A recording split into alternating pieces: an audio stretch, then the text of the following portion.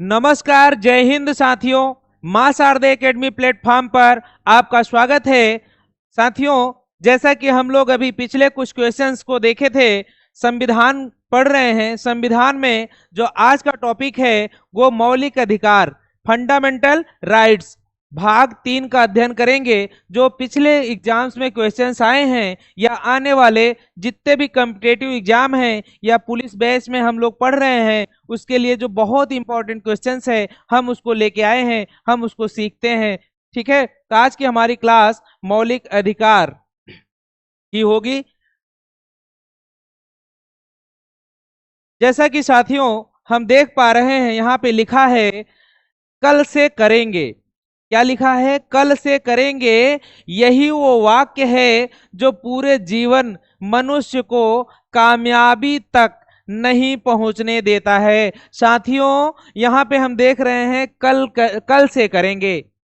जो ये कल से करेंगे, इसका तात्पर्य है हमें कोई भी टास्क या टारगेट मिलता है या कोई कार्य मिलता है तो हम उसको क्या करते हैं? टाल देते हैं। हमको टालने की जरूरत नहीं है। असफलता का सबसे बड़ा कारण यही है जो हम सफलता को नहीं प्राप्त कर पाते हैं, चाहे वो हमारा कंपटीशन से रिलेटेड हो या कोई भी वर्क XYZ हम देखते हैं। अगर हम उसको टालते हैं तो जरूर कहीं ना कहीं हमें असफलता ही हाथ लगती है। इसलिए मुझे मां शारदे एकेडमी प्लेटफॉर्म पर आज संकल्प लेने की जरूरत है। हमें जो भी टास्क मिलेगा, जो भी टारगेट मिलेगा, मैं उसे क्या करूंगा?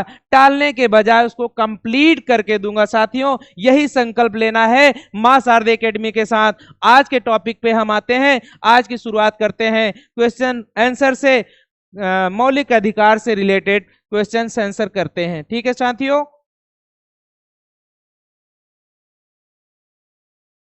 साथियों तो क्वेश्चन नंबर फर्स्ट हम देख पा रहे हैं, लिखा है मौलिक अधिकार संविधान के किस भाग में वर्णित है। बहुत ही नॉर्मल लग रहा है साथियों, लेकिन जब पेपर में आता है ना तो हम समझ नहीं पाते, कंफ्यूज हो जाते हैं।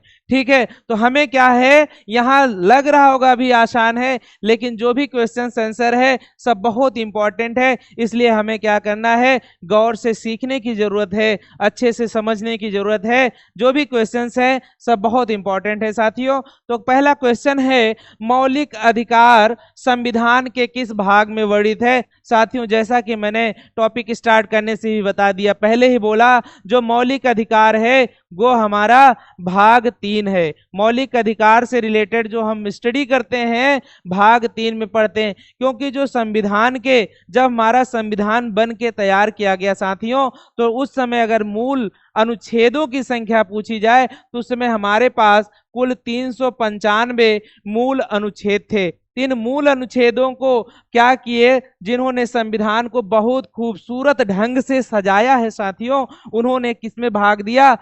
भाग बांट दिया साथियों। उन्होंने 22 भाग में बांट दिया साथियों। कितने में? 22 भाग में हमारे संविधान को अगर बांटा गया है तो जो हमारा संविधान है 395 अनुच्छेद को 22 भाग में बांटा गया है साथियों। तो उसी में भाग 2 है, भाग 3 है। कौन सा साथियों? भाग 3 है जो हमें मौलिक अधिकार से संबंधित है। बस सिंपल सा क्वेश्चन कह रहा है कि मौलिक अधिकार संविधान के किस भाग में वर्णित है साथियों? तो मौलिक अधिकार हमारा संविधान के भाग 3 में वर्णित है। कहाँ पे साथियों? भाग 3 में। और कई बार पूछ लेता है कि मौलिक अधिकार किस भाग में है, तो भाग 3 में है। और कह दे कि मौलिक अधिकार में कितने अनुच्छेद से कितने अनुच्छेद तक है। कितने अनुच्छेद से? तो साथियों अनुच्छेद 12 से लेकर के 35 अनुच्छेद तक मौलिक अधिकार संबंधित बात कही गई। तो अनुच्छेद नहीं, बल्कि हमारा क्वेश्चन यहाँ कह रहा है कि मौलिक अधिकार संविधान के किस भाग में वर्णित है साथियों? तो भाग कितना? 1, 3, 4, 6। तो साथियों भाग 3 जो है वो हमारा क्या है? मौलिक अधिकार से संबंधित है। बस मुझे इतना ही समझने की जरूरत है। भाग 3 किससे संबंधित है? मौलिक अधिकार से। साथियों अगला क्वेश्चन है, भारतीय संविधान के भाग 3 किससे संबंधित है? बात वही है, चाहे आपसे पूछा गया, पहले पूछा गया था कि भाग 3 किससे संबंधित है, अब कह रहे हैं भारतीय संविधान के भाग 3 संबंधित है। साथियों किससे संबंधित है? तो भाग 3 किससे? राज्य के नीति निर्देशक तत्व से, मूल कर्तव्यों से, मूल अधिकारों से, नागरिकता से। तो साथियों अभी हमने प्रीवियस क्वेश्चंस में देखा, वहां लिखा हुआ था मूल अधिकारों का संबंध किस भाग में है? तो भाग 3 में है। साथियों किसमें है? मूल अधिकार भाग 3 से संबंधित है। तो यह कह रहे हैं मूल अधिकार संबंधित है। किस भाग में है? भाग 3 में। क्या है भाग 3 में साथियों? भाग 3 में हमारा मूल अधिकार से संबंधित बात कही गई है साथियों। अगला है क्वेश्चन, मूल अधिकार को सर्वप्रथम किस देश में संवैधानिक मान्यता प्रदान की गई थी? साथियों जो मूल अधिकार हमें मिला है वो सबसे पहले कौन से देश में क्या है?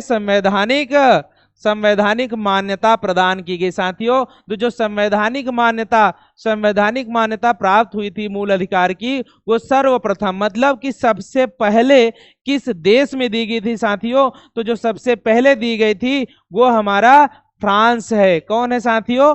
फ्रांस है। भारत, संयुक्त राज्य अमेरिका, ब्रिटेन नहीं, ये सब नहीं है, बल्कि साथियों सबसे पहले फ्रांस में क्या दिया गया था? मूल अधिकार को सर्वप्रथम संवैधानिक मान्यता प्राप्त की गई थी। संवैधानिक मान्यता कौन सा देश है जहां पे सबसे पहले लागू किया गया या सबसे पहले संवैधानिक मान्यता दी गई थी? साथियों तो वो हमारा जो देश है वो फ्रांस है। कौन सा है साथियों?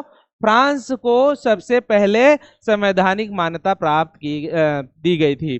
भारतीय नागरिक, अगला क्वेश्चन है, भारतीय नागरिकों के मौलिक अधिकारों का वर्णन है। साथियों अभी हमने पहले ही पूछा, पहले ही देखा था, इसके पहले भाग 3 में मौलिक अधिकार से संबंधित बात कही गई। या भाग 3 किससे संबंधित है? साथियों भाग 3 हमारा मौलिक अधिकार से संबंधित है। ठीक उसी प्रकार अगला क्वेश्चन हमारा कह रहा है कि भारतीय नागरिकों के जो मौलिक अधिकारों का वर्णन किया गया है साथियों, तो भारतीय नागरिकों के मौलिक अधिकार, जो हमारे भारतीय नागरिक हैं उनके मौलिक अधिकार, जो उनके मौलिक अधिकार हैं साथियों, मौलिक अधिकार अगर अनुच्छेद में पूछ ले कितने अनुच्छेद से कितने अनुच्छेद में है, तो 12 से 35 या 13 से 36, 15 से 39, 16 से 40 नहीं साथियों, जो मौलिक अधिकार से संबंधित बात कही गई है भाग 3 में कही गई है। और वो जो भाग 3 में टोटल आर्टिकल्स या अनुच्छेद की जो संख्या है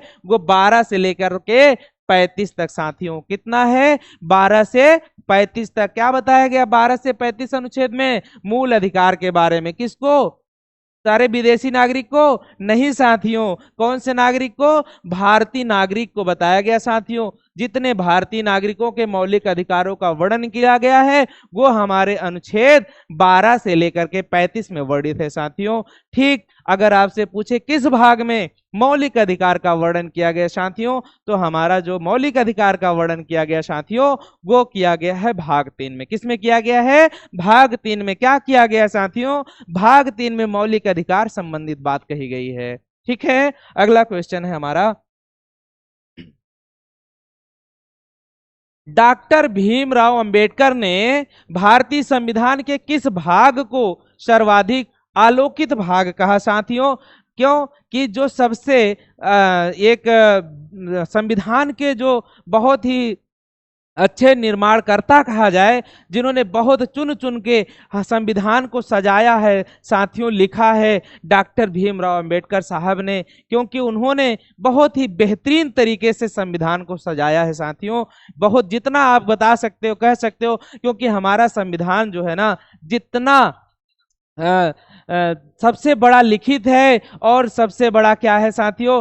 टफ भी है और लचीला भी है साथियों, उतना ही इन्होंने बहुत चुन चुन करके सजाया है। तो डॉक्टर भीमराव अंबेडकर साहब ने भारतीय संविधान के किस भाग को सबसे अधिक अलौकिक भाग कहा, सबसे ज्यादा अलौकिक भाग उन्होंने जो कहा था साथियों, भाग 3 को कहा था। किसको कहा था? भाग 3 को कहा था। जो भाग 3 क्या बतलाता है साथियों? तो भाग 3 हमारा भारतीय नागरिकों के मूल अधिकार के बारे में वर्णन करता है साथियों। तो सबसे इंपॉर्टेंट क्या है साथियों? भाग 3 इनके लिए। किसके? डॉक्टर भीमराव अंबेडकर साहब ने सबसे आलोकित भाग जो कहा था वो भाग 3 है।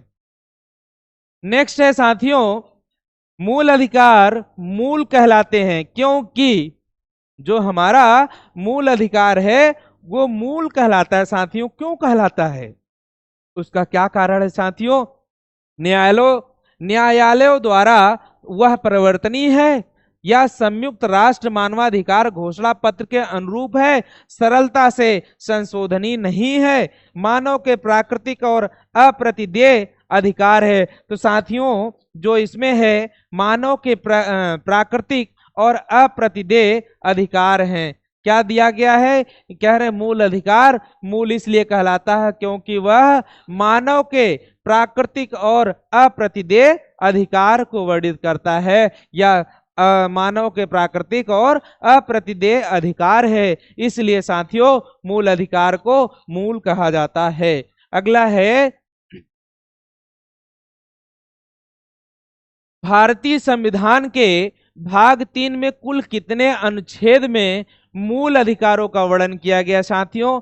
भारतीय क्वेश्चन कह रहा है भारतीय संविधान के क्या है साथियों कि भारतीय संविधान के भाग 3 में कुल कितने अनुच्छेद में अधिकारों का कुल कितने अनुच्छेद या आर्टिकल्स में मूल अधिकारों का वर्णन किया गया साथियों? भारतीय संविधान में जो मूल अधिकारों का वर्णन किया गया है कुल कितने मूल अधिकार है साथियों? तो टोटल हमारे पास 24 मूल अधिकारों का वर्णन किया गया है। साथियों आपसे पूछा जाए कि मूल अधिकारों के संबंध में किस संविधान के किस भाग में बात की जाती है साथियों? तो भाग 3 में मूल अधिकार या मौलिक अधिकार या फंडामेंटल राइट संबंधित बात है। और कितने अनुच्छेद से कितने अनुच्छेद तक बात कही गई साथियों? तो अनुच्छेद 12 से लेकर के आर्टिकल 12 से लेकर के आर्टिकल 35 तक हमारा क्या बताता है? मौलिक अधिकार फंडामेंटल राइट्स की बात करता है। और उसमें अगर आपसे कहा जाए कि कितने अनुच्छेद ऐसे हैं भाग 3 में जो क्या है मूल अधिकारों का वर्णन करते हैं साथियों, तो जो टोटल हमारे ऐसे अनुच्छेदों की संख्या है वो 24 है। कितनी है? 24 ऐसे मूल अधिकार हैं जो क्या करते हैं संविधान के भाग 3 में सिर्फ मूल अधिकार की बात करते हैं साथियों। अगला है प्रारंभ में कितने मौलिक अधिकार दिए गए थे साथियों? जब हमारा स्टार्टिंग में संविधान में कितने मूल अधिकार दिए गए, मौलिक अधिकार कितने मिले थे साथियों? तो प्रारंभ में जो हमें मौलिक अधिकार मिले थे वो 7 मिले थे। कितने मिले थे? 7 मौलिक अधिकार दिए गए थे। जैसे हमने कहा ना 12 से लेकर के 35 तक में वर्णन किया गया है साथियों। जब हमारा संविधान बन के तैयार हुआ था बनाया गया था तो प्रारंभ में स्टार्टिंग में जो मौलिक अधिकारों की संख्या थी वो 7 थी साथियों, 7 थी। लेकिन अगर आज की बात देखा जाए, अभी की बात की जाए कि हमारे पास मौलिक अधिकारों की संख्या कितनी है साथियों? आज की डेट में 6 संख्या है। मूल अधिकारों की बात की जाए कितनी है साथियों? 6 मौलिक अधिकार हैं। लेकिन अगर संविधान जब बन के तैयार हुआ या प्रारंभ में कितने मौलिक अधिकार थे साथियों? तो प्रारंभ में मौलिक अधिकारों की संख्या 7 थी साथियों। बहुत इंपॉर्टेंट सारे क्वेश्चंस है साथियों, इसलिए एक एक क्वेश्चंस को अच्छे से समझने की कोशिश करो। अगला है वर्तमान में भारतीय नागरिकों को कितने मौलिक अधिकार प्राप्त है साथियों? प्रेजेंट की बात की जा रही है कि वर्तमान समय में भारतीय नागरिकों को कितने मौलिक अधिकार प्राप्त है साथियों? तो प्रेजेंट टाइम में जो हमारा क्या है मौलिक अधिकारों की संख्या है कितनी है साथियों? प्रेजेंट टाइम में 6 मौलिक अधिकार की संख्या है। लेकिन जब मूल संविधान बन के तैयार हुआ या प्रारंभ में मौलिक अधिकारों की संख्या कितनी थी साथियों? तो पहले मौलिक अधिकारों की संख्या 7 थी, लेकिन अभी प्रेजेंट की बात की जाए तो कितने मौलिक अधिकार हैं साथियों? आज के समय में अभी जो मौलिक अधिकारों की संख्या है वो 6 है। कितनी है साथियों? 6 मौलिक अधिकार। भारतीय संविधान में मौलिक अधिकारों की जो बात की जा रही है, कब की बात की जा रही साथियों? वर्तमान की बात की जा रही है। तो वर्तमान में जो मौलिक अधिकारों की संख्या वो कितनी साथियों? 6 है। अगला है क्वेश्चन हमारा, नेक्स्ट क्वेश्चन, भारत के संविधान में मौलिक अधिकार, भारत के संविधान में मौलिक अधिकार क्या है भाई? भारत के जो संविधान है उसमें मौलिक अधिकार क्या है? भारत के संविधान में मौलिक अधिकार मूल संविधान का हिस्सा था। मूल संविधान मतलब जो मौलिक अधिकार है, फंडामेंटल राइट्स है, जब हमारा संविधान बना था, क्या उसका कह रहे मूल संविधान का हिस्सा था? बिल्कुल था साथियों। जब संविधान बना प्रारंभ में तभी क्या था? मूल अधिकार या मौलिक अधिकार, फंडामेंटल राइट्स की बात की गई थी साथियों। चौथे संशोधन द्वारा जोड़ा गया? नहीं भाई। संसद द्वारा 1952 में जोड़ा गया? नहीं। 42वां संविधान संशोधन द्वारा जोड़ा गया? नहीं। बल्कि यह क्या था? मूल अधिकार हमारा संविधान का हिस्सा था। भारत के संविधान में मौलिक अधिकार मूल संविधान का हिस्सा था साथियों। क्या था साथियों? मूल अधिकार क्या था? मौलिक अधिकार के इसमें क्या था? मौलिक अधिकार था। मूल संविधान जब बना था तो उसका क्या था? हिस्सा था साथियों। क्या था? मूल अधिकार का हिस्सा था। क्या हिस्सा था? मूल संविधान का हिस्सा था। मूल संविधान का हिस्सा था। क्या था? मौलिक अधिकार, फंडामेंटल राइट। अगला क्वेश्चन साथियों, कह रहे हैं भारतीय संविधान में न्यायालय में, कहां पे? न्यायालय में। भारतीय संविधान में न्यायालय में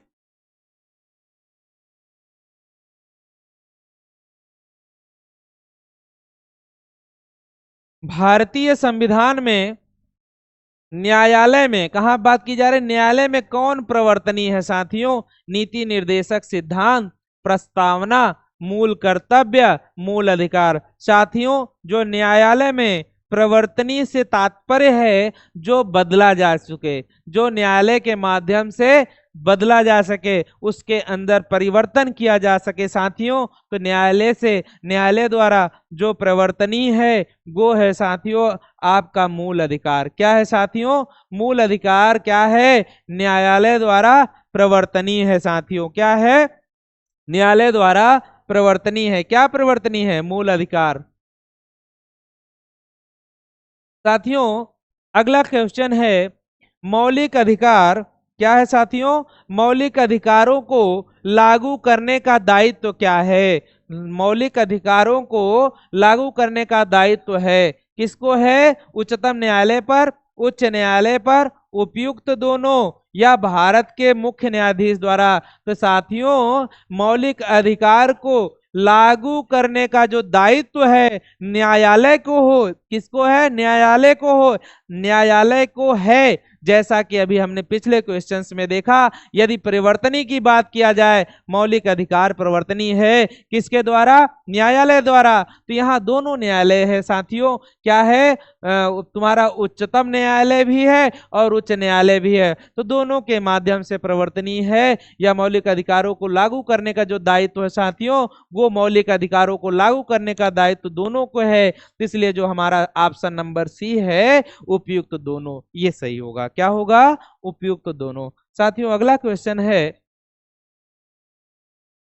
मौलिक अधिकार का निलंबन कौन कर सकता है साथियों? प्रधानमंत्री, या संसद, या राष्ट्रपति, या सर्वोच्च न्यायालय? तो कौन कर सकता है साथियों? जो मौलिक अधिकार का निलंबन करने का पावर है, मौलिक अधिकार को निलंबन करने का मतलब उसे समाप्त करने का जो पावर है, शक्ति है, वो किसके पास है साथियों? वो राष्ट्रपति को है। किसी भारतीय या किसी नागरिक की मौलिक अधिकार को अगर हमें समाप्त करने की जो शक्ति है, उसके मौलिक अधिकार को कौन समाप्त कर सकता है, कौन निलंबन कर सकता है साथियों मौलिक अधिकार का? तो मौलिक अधिकार का निलंबन करने की शक्ति किसको साथियों? तो राष्ट्रपति को है। राष्ट्रपति को क्या शक्ति है? मौलिक अधिकार को, फंडामेंटल राइट्स को निलंबन करने की शक्ति प्रदान है साथियों।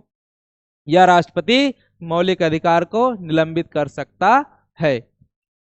अगला है मौलिक अधिकार के बारे में सुनवाई करने का अधिकार निम्न को प्रदान किया जाता है। अगर मौलिक अधिकार के बारे में कुछ सुनवाई करना है, क्या करना है? सुनवाई करने का जो अधिकार है वो किसे प्रदान किया जाता है साथियों? तो मौलिक अधिकार के बारे में जो भी सुनवाई करना होता है मुझे, वो सर्वोच्च न्यायालय, उच्च न्यायालय, प्रधानमंत्री, इनमें से कोई नहीं। तो साथियों मौलिक अधिकार के बारे में यदि हमें जो भी कुछ सुनवाई करना है वो हमें सर्वोच्च न्यायालय को, किसको है साथियों? सर्वोच्च न्यायालय को सुनवाई करने का अधिकार प्रदान किया जाता है साथियों। किसको प्रदान किया जाता है? सर्वोच्च न्यायालय को क्या प्रदान किया जाता है?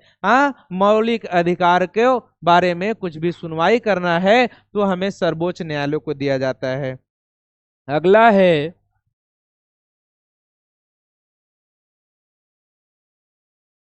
संविधान में, क्या है साथियों? संविधान में उद्घोषित मौलिक अधिकारों में यदि संशोधन किया जा सकता है तो केवल, क्या कह रहे हैं कि संविधान में जो भी बातें कही गई हैं, क्या है? संविधान में उद्घोषित मौलिक अधिकारों से संबंधित जो भी बातें हैं यदि हम उसमें कुछ संशोधन किया जा सकता है तो केवल राष्ट्रपति द्वारा या सर्वोच्च न्यायालय द्वारा या संसद द्वारा या उपयुक्त में से कोई नहीं साथियों। तो इसको हमें देखना है किसके द्वारा क्या किया जा सकता है?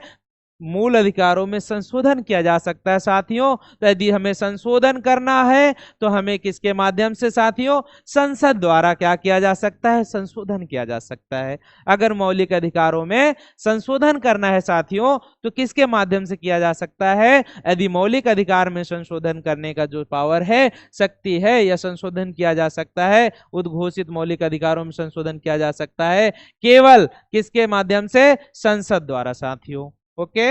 अगला है यदि किसी मौलिक अधिकारों का निलंबन करना हो तो कौन कर सकता है साथियों? निलंबन करने के लिए राष्ट्रपति के माध्यम से किया जा सकता है। किसके माध्यम से? राष्ट्रपति के माध्यम से।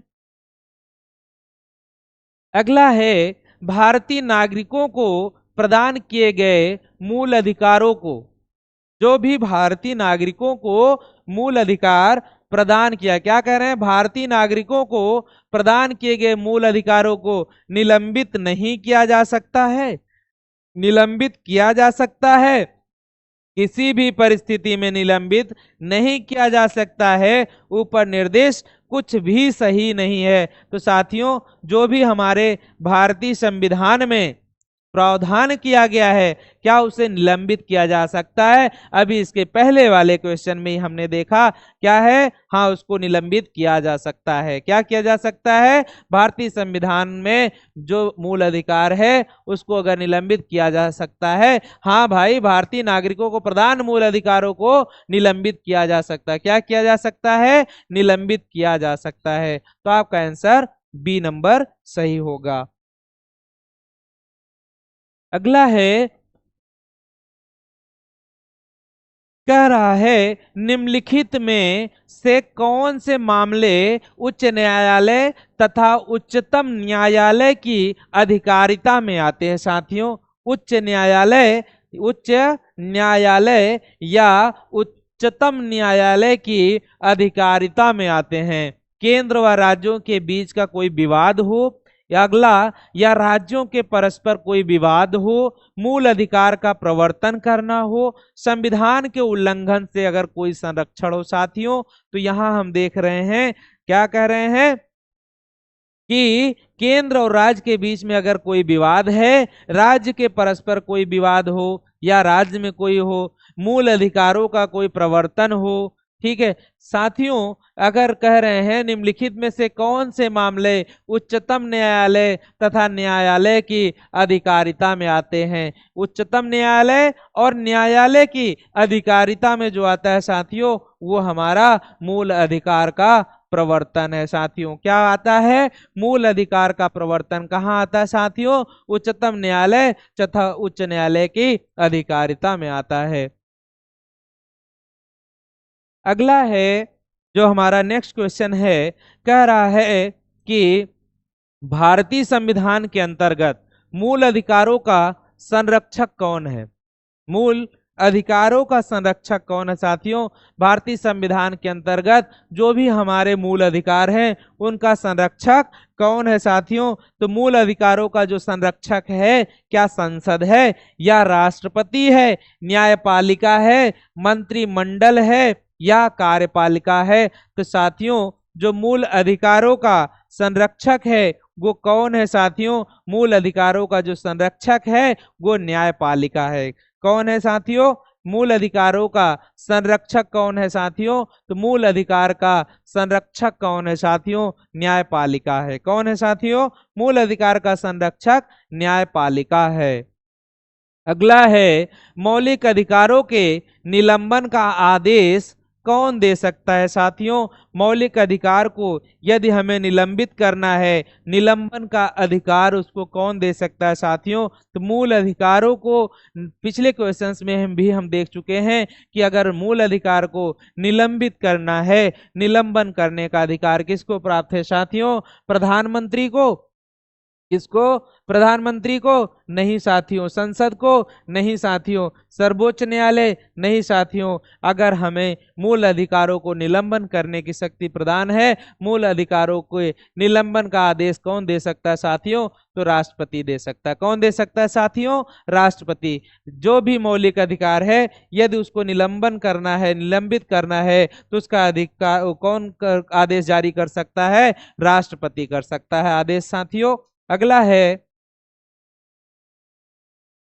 मूल अधिकारों पर आवश्यक प्रतिबंध लगाने का अधिकार किसके पास, किसको है? जो मूल अधिकार है यदि उस पर कोई प्रतिबंध लगाने का अधिकार है तो वो किसको है साथियों? मूल अधिकारों पर यदि हम कोई प्रतिबंध लगाना चाहें, कुछ कंडीशन लगाना चाहें, तो उसको कंडीशन राष्ट्रपति लगाएगा, संसद लगाएगी, न्यायपालिका को है, इनमें से कोई नहीं साथियों। यदि मूल अधिकार को प्रतिबंधित, क्या कह रहा है, प्रतिबंध लगाने का अधिकार किसी के पास है तो वो साथियों संसद को है। किसको है? वो संसद को है। ठीक है, संसद के पास है कि मूल अधिकारों पर वह आवश्यक प्रतिबंध लगा सकता है। क्या कर सकता है संसद? क्या कर सकती साथियों? जो मूल अधिकार प्राप्त है उस पे क्या करेगी? कोई प्रतिबंध लगाना चाहे तो वो लगा सकती है।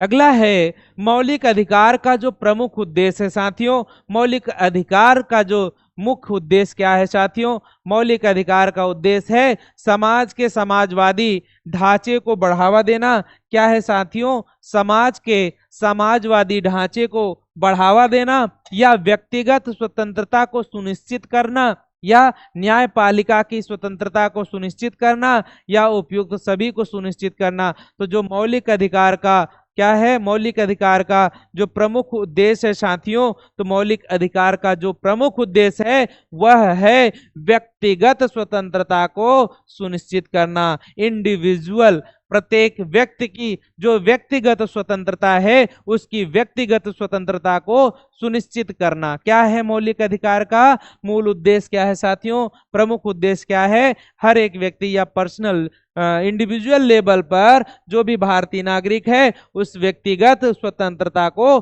सुनिश्चित करना। क्या है साथियों?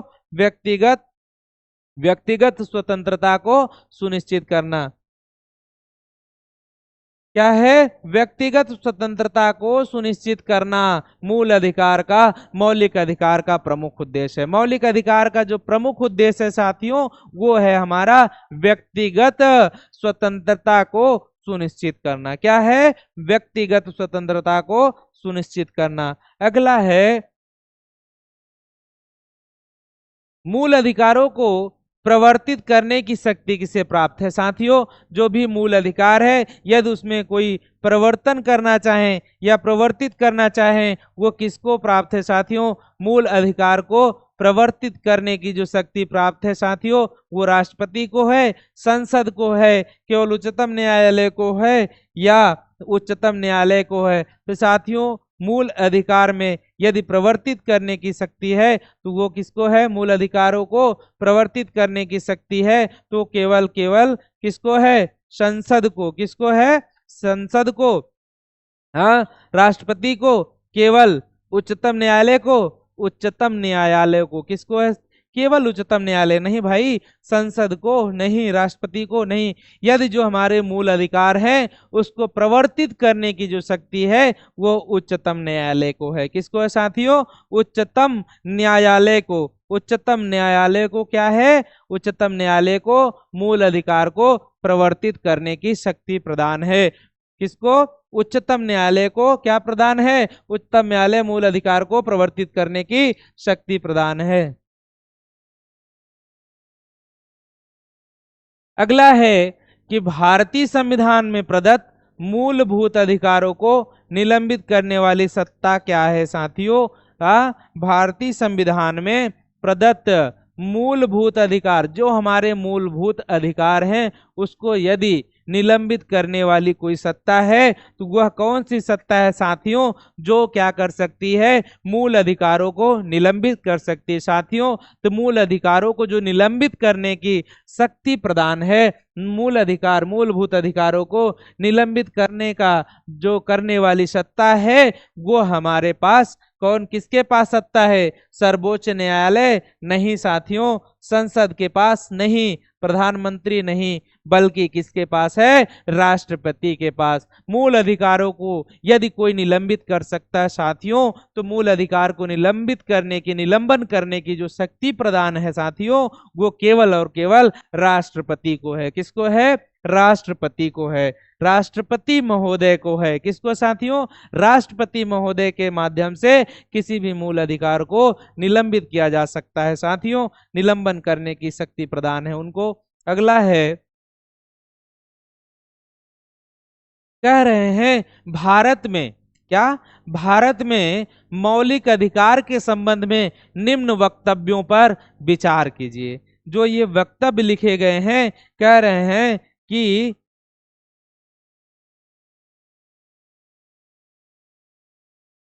भारत में मौलिक अधिकारों के संबंध में निम्न वक्तव्यों पर विचार कीजिए। यह राज्यकृति के विरुद्ध एक गारंटी है। यह संविधान के भाग 3 में सूचित है।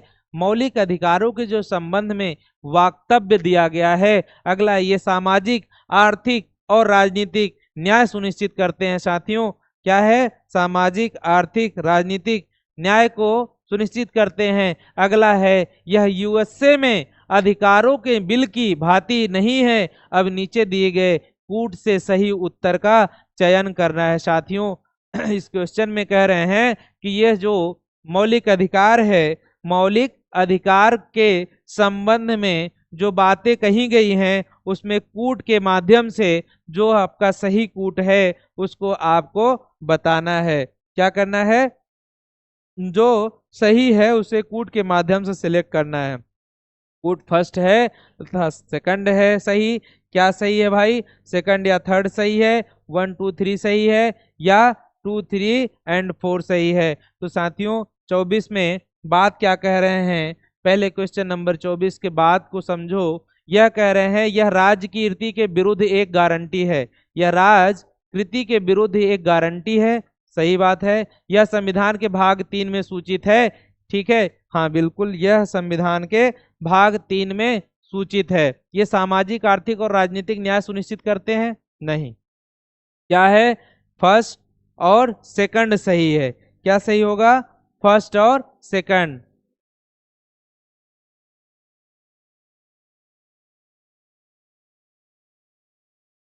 कह रहे हैं अगले क्वेश्चन में समानता का अधिकार भारतीय संविधान के किन 5 अनुच्छेद में दिया गया है। साथियों, जो समानता का अधिकार है वो कहां से कहां तक बताया गया है, चाहे वो विधि के समान समानता हो, चाहे और भी जो समानता के संबंधित बात कही गई है, समानता के अधिकार संबंधित बात किस अनुच्छेद से किस अनुच्छेद के बीच बताया गया। साथियों, तो मौलिक अधिकार के अंतर्गत जो हमारे समानता का अधिकार है वो अनुच्छेद 5 से 9 है, अनुच्छेद 9 से 13 है, अनुच्छेद 14 से 18 है या 17 से 21। तो साथियों, जो समानता संबंधित बात हमारे मौलिक अधिकार में कही गई है वो कही गई है अनुच्छेद संख्या 14 से लेके 18 के बीच में। कितने में कही गई साथियों? 14 से लेकर के 18 के बीच में क्या बताया गया है? समानता संबंधित बात कही गई है। ठीक है, किसके संबंधित? समानता संबंधित बात कही गई है अनुच्छेद नंबर आर्टिकल नंबर 14 से 18। बहुत ही आसान है डियर, कई बार पेपर में देखने को मिलता है और हमेशा लगभग पूछता है। समानता संबंधित बात अनुच्छेद संख्या कितने में कही गई है? तो साथियों, जो आर्टिकल नंबर 14 से लेकर के 18 तक संविधान में अनुच्छेद 14 से लेकर 18 तक समानता संबंधित भाग कही गई है। किस भाग में है साथियों? 14 से 18 अनुच्छेद का जो वर्णन है वो किस भाग में साथियों? तो भाग 3 में। मौलिक अधिकार का वर्णन कहाँ पे किया गया साथियों? तो मौलिक अधिकार संबंधित जो बात कही गई है वो भाग 3 में। समानता से संबंधित अधिकार अनुच्छेद कितने में है? समानता से संबंधित जो हमें अधिकार मिले हैं वो अनुच्छेद 14 से लेके 18 के बीच में। अगला क्वेश्चन देख रहे हैं साथियों, कह रहा है कि भारतीय संविधान के निम्नलिखित अनुच्छेदों में से कौन विधायन सत्ता पर पूर्ण नियंत्रण लगाता है? कहाँ पे साथियों बात की जा रही है? विधायन सत्ता पर। कौन सा आर्टिकल है, कौन सा अनुच्छेद है जो क्या करता है? पूरी तरह से पूर्ण नियंत्रण लगाता है साथियों। वो अनुच्छेद विधि के समक्ष समानता। इसका मतलब क्या हुआ साथियों? जो भारतीय संविधान के अनुच्छेद दिए गए हैं 14, 15, 16, 17, अनुच्छेद 14, 15, 16 में जो विधि के समक्ष समानता संबंधित बात करता है, क्या कह रहे हैं? जो विधि अनुच्छेद में कौन? विधायन, मतलब विधायन का मतलब विधि से संबंधित किसकी बात की जा रही साथियों? विधि के समक्ष जो समानता की बात करता है, विधि के समान जो सत्ता पर पूर्ण नियंत्रण लगाता है साथियों, अनुच्छेद 14। कौन है साथियों? अनुच्छेद 14 क्या कहता है? भारतीय संविधान के अनुच्छेद 14 में कहा है विधायन सत्ता पर पूर्ण नियंत्रण लगाता है। क्या करता है? जो पूर्ण नियंत्रण लगाता है विधायन सत्ता पे साथियों, वो कौन सा अनुच्छेद है? वो अनुच्छेद संख्या, वो आर्टिकल नंबर 14 है। कौन सा है साथियों? वो आर्टिकल नंबर 14 है जो विधायन सत्ता पर पूरी तरह से नियंत्रण लगाता है। ठीक है, अगला है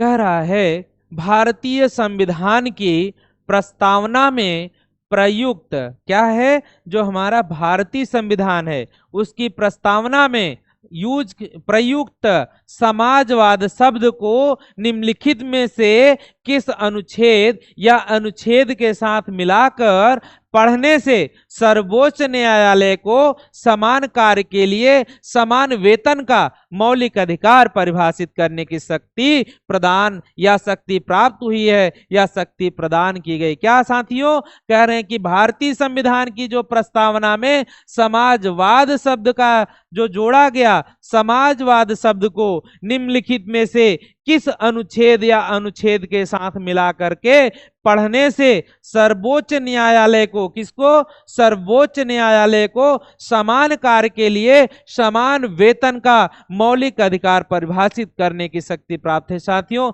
मतलब एक समान कार्य के लिए यदि कोई व्यक्ति एक समान कार्य कर रहा है या समान कार्य के लिए एक ही कार्य के लिए हाँ, समान कार्य के लिए समान वेतन का जो मौलिक अधिकार परिभाषित करने की शक्ति प्राप्त हुई है साथियों, तो वो कौन सा अनुच्छेद के तहत है? समान कार्य के लिए समान वेतन का जो अधिकार दिया गया समाजवाद शब्द से, तो अनुच्छेद 14 है, या अनुच्छेद 14 व 15 है, या अनुच्छेद 14, 15 व 16 के तहत, या अनुच्छेद 14 व 16। तो साथियों इसमें क्या होगा? वह अनुच्छेद हमारा 14, 15 और 16 है। किस अनुच्छेद के तहत साथियों बात कही गई?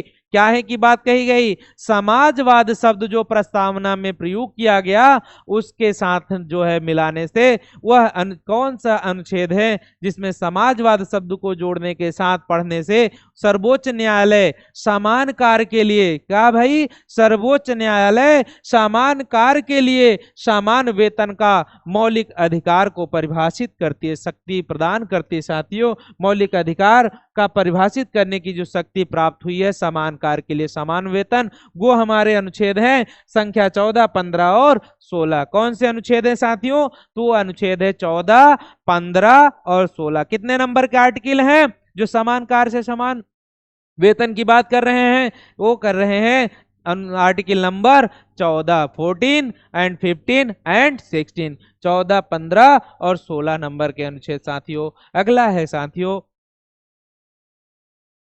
कह रहे विधि के सामने समानता का अधिकार, मतलब विधि के सामने नहीं बल्कि क्या है? विधि के प्रति, हाँ, विधि के समित, विधि के प्रति समानता का जो अधिकार है, नागरिक अधिकार है, आर्थिक अधिकार है, सामाजिक अधिकार है, राजनीतिक अधिकार है। तो साथियों जो विधि के समक्ष, हाँ, विधि के सामने जो समानता का अधिकार है वो नागरिक अधिकार है। क्या है साथियों? विधि के सामने जो समानता का अधिकार है वो हमारा नागरिक अधिकार है। कौन सा है? नागरिक। आर्थिक है क्या? नहीं। सामाजिक नहीं, राजनीतिक नहीं, वो बल्कि साथियों नागरिक अधिकार है। विधि के सामने समानता का अधिकार से तात्पर्य है। अगला है भारतीय संविधान का कौन सा अनुच्छेद छुआछूत उन्मूलन से संबंधित है साथियों? बहुत बार क्वेश्चंस में पूछा गया है, कितने एग्जाम्स में आया है साथियों। इसको आप जितना स्टार लगा सकते हो स्टार लगा लो, आए दिन किसी भी कंपटीशन में देखने को मिलता रहता है साथियों। और आपसे उम्मीद करता हूं आगे भी पूछ सकता है। बहुत ही क्या है? इंपॉर्टेंट है। क्या कह रहे हैं? भारतीय संविधान का वह कौन सा अनुच्छेद है जो छुआछूत उन्मूलन से संबंधित है, जो छुआछूत संबंधित बात करता है? यहाँ कौन सा वह अनुच्छेद संख्या है जो छुआछूत से संबंधित है साथियों? वह अनुच्छेद संख्या है 17। कितना है साथियों? अनुच्छेद नंबर 17 किसकी बात करता है? अनुच्छेद नंबर 17 हमारा जो है वो छुआछूत से संबंधित बात करता है साथियों। किसका? 17 अनुच्छेद का तात्पर्य किससे है साथियों? अनुच्छेद 17 का तात्पर्य छुआछूत से संबंधित है। वही कह रहे हैं भारतीय संविधान का वह कौन सा अनुच्छेद है जो छुआछूत उन्मूलन से संबंधित है? तो छुआछूत उन्मूलन से जो संबंधित है साथियों तो अनुच्छेद संख्या 17 है। कितना है साथियों? क्योंकि आज जो हमारा टॉपिक है वो 12 से 35 के बीच का ही है। मूल अधिकार में यह 12 से 35 अनुच्छेद देखने को जरूर मिलता है। दुनिया का ऐसा कोई एग्जाम नहीं साथियों, कोई ऐसा परीक्षा नहीं है जिसमें पूछा नहीं जाता हो साथियों।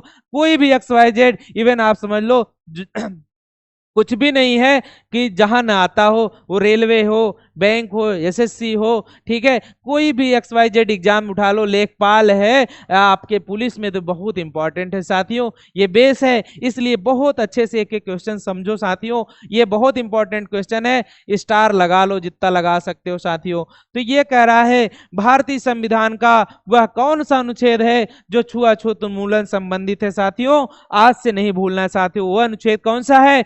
17 नंबर का अनुच्छेद है। कौन सा है साथियों? 17 नंबर अनुच्छेद जो है, आर्टिकल संख्या 17 किस चीज की बात करता है साथियों? तो अनुच्छेद 17 हमारा छुआछूत से संबंधित बात करता है। क्या है? कह रहा है अनुच्छेद जो हमारा कौन सा है छुआछूत उन्मूलन से संबंधित है, उन्मूलन से संबंधित है 17 नंबर साथियों। कितना नंबर का? 17 नंबर। अगला है अगला क्वेश्चन है, निम्नलिखित में से भारतीय संविधान के कौन से अनुच्छेद में किसी भी रूप में अस्पृश्यता निषेध के लिए प्रावधान किया गया है? साथियों सेम क्वेश्चंस है, सेम बात कही जा रही है। छुआछूत से संबंधित या अस्पृश्यता निषेध के लिए जो प्रावधान लाया गया, साथियों जब हमारा संविधान बनाया गया ना, उसके पहले हमारे समाज में छुआछूत संबंधित बहुत सी कुरीतियां थी। क्या थी? बहुत सी कुरीतियां थी जो छुआछूत से संबंधित थी। तो जो हमारे संविधान के निर्माता महोदय थे, बहुत प्यारा संविधान सजाया है साथियों, ठीक है। तो उन्होंने इसमें क्या कहा, अनुच्छेद नंबर 17 में उसको समाप्त करने के लिए क्या कहा, वह कौन सा अनुच्छेद है जिसमें किसी भी रूप में अस्पृश्यता निषेध के लिए प्रावधान किया गया? साथियों छुआछूत से संबंधित या क्या कह रहे हैं, अस्पृश्यता से निषेध के लिए जो प्रावधान किया गया है वो हमारा अनुच्छेद 17। रट लो, रटो नहीं बल्कि समझ लो, सीख लो, दिमाग में बैठा लो, कहीं भी किसी एग्जाम में क्वेश्चन देखने को मिल जाएगा। छुआछूत या अस्पृश्यता निषेध संबंधित जो बात कही गई साथियों, वह कौन सा अनुच्छेद है, वह कौन सा आर्टिकल है साथियों? तो आर्टिकल संख्या 17 है, आज से नहीं भूलना है साथियों। वह कौन सी आर्टिकल संख्या है? 17 है, जिसमें क्या कहा गया है, वह कौन सा अनुच्छेद है जिसमें अस्पृश्यता निषेध के लिए प्रावधान किया गया है साथियों? वह हमारा आर्टिकल या अनुच्छेद है 17 नंबर। क्या है? 17 नंबर है, जिसमें अस्पृश्यता से संबंधित बात कही गई है।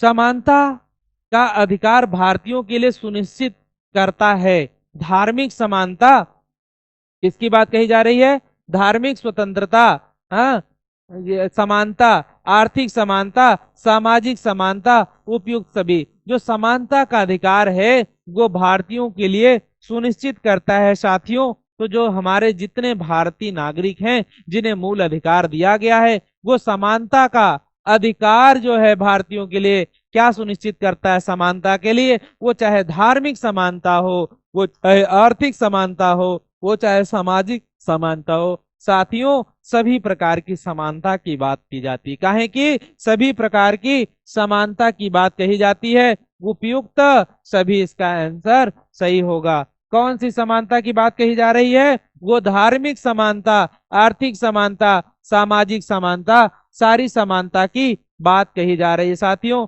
इसमें क्या है? समानता का अधिकार, उपयुक्त सभी, आंसर सही होगा। क्या होगा? उपयुक्त सभी, आंसर सही हो जाएगा। ठीक है, अगला क्वेश्चन है,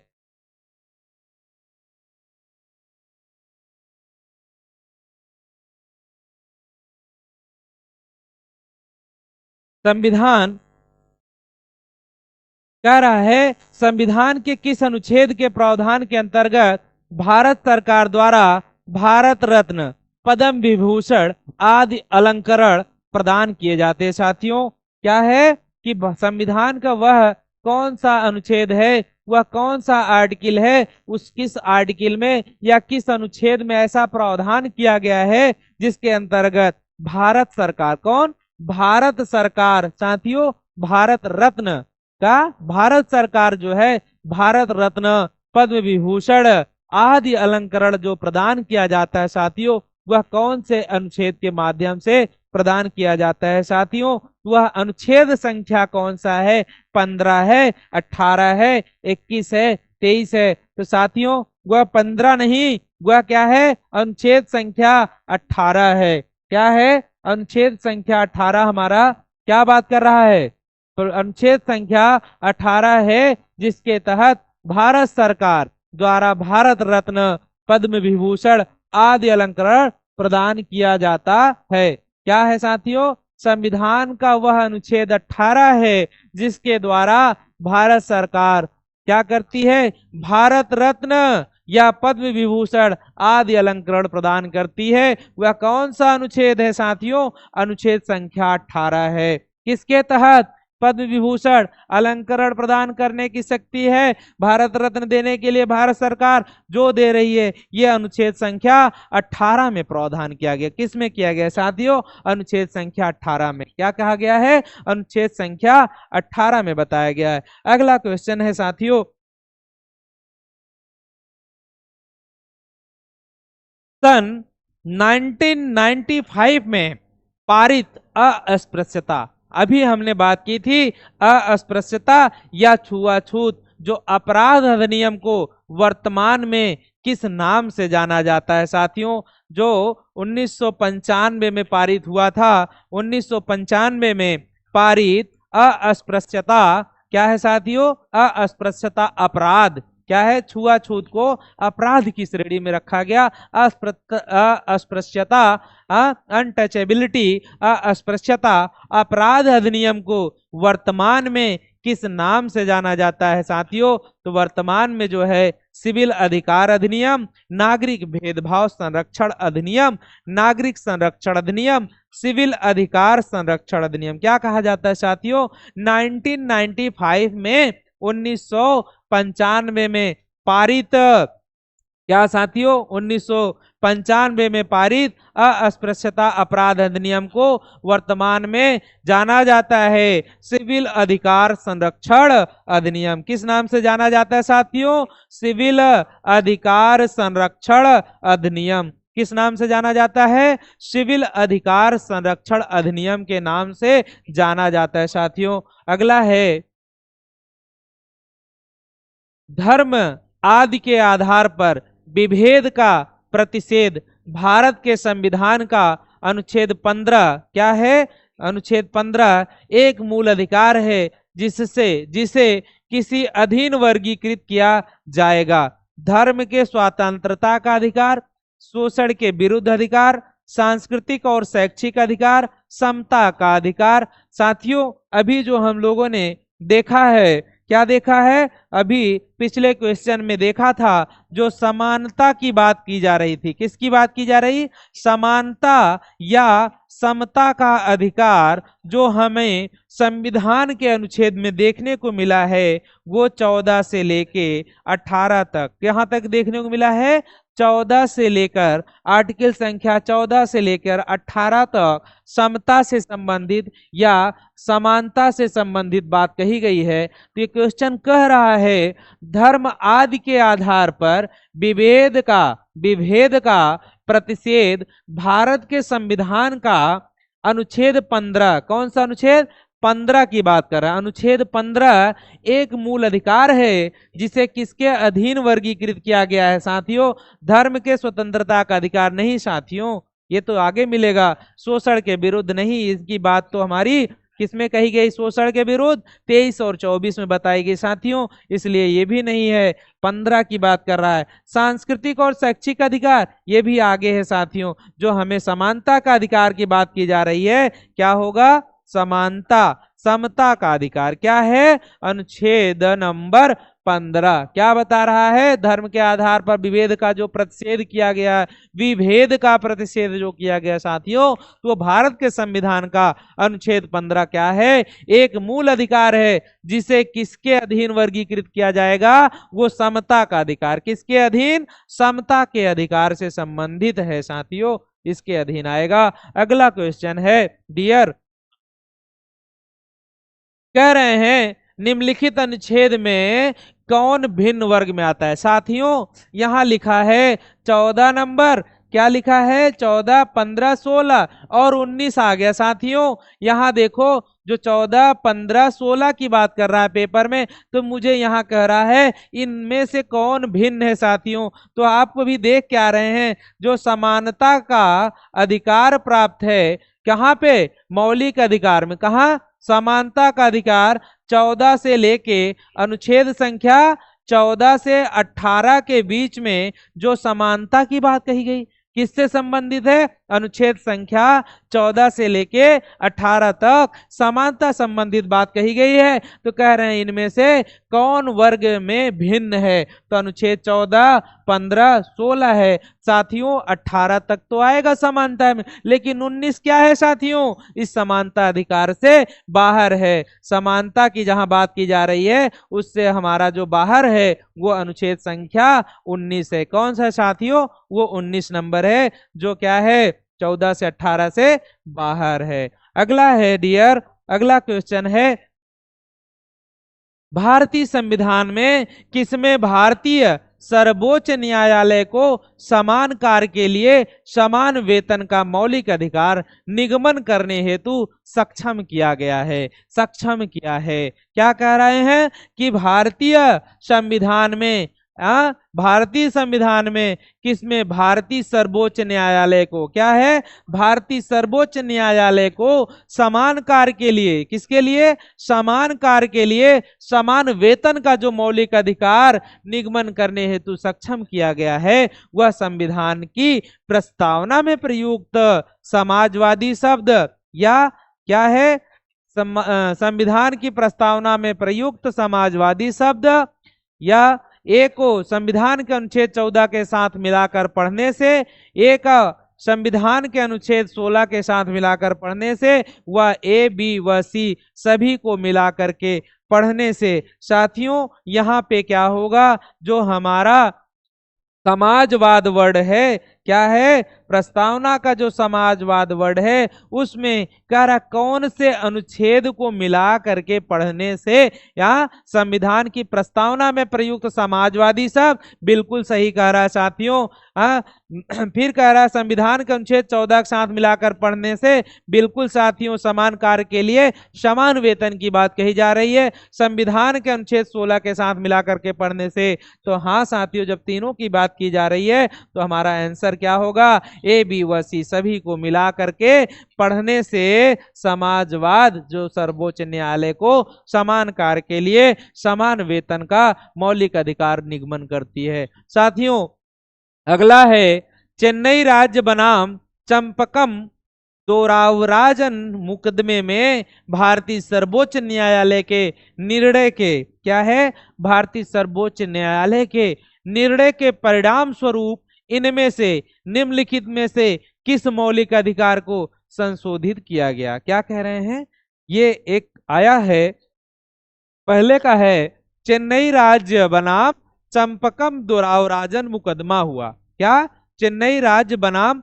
चंपकम दोरावराजन मुकदमे में भारतीय सर्वोच्च न्यायालय के निर्णय के परिणाम स्वरूप भारतीय सर्वोच्च न्यायालय ने निर्णय दिया, तो उसके निर्णय के परिणाम स्वरूप निम्नलिखित में से किस मौलिक अधिकार को संशोधित किया गया। कौन से उस मौलिक अधिकार को संशोधित किया गया साथियों, विधि के समक्ष समानता का अधिकार था, भेदभाव के विरुद्ध का अधिकार, या अस्पृश्यता के विरुद्ध अधिकार, विचार एवं अभिव्यक्ति की स्वतंत्रता का अधिकार।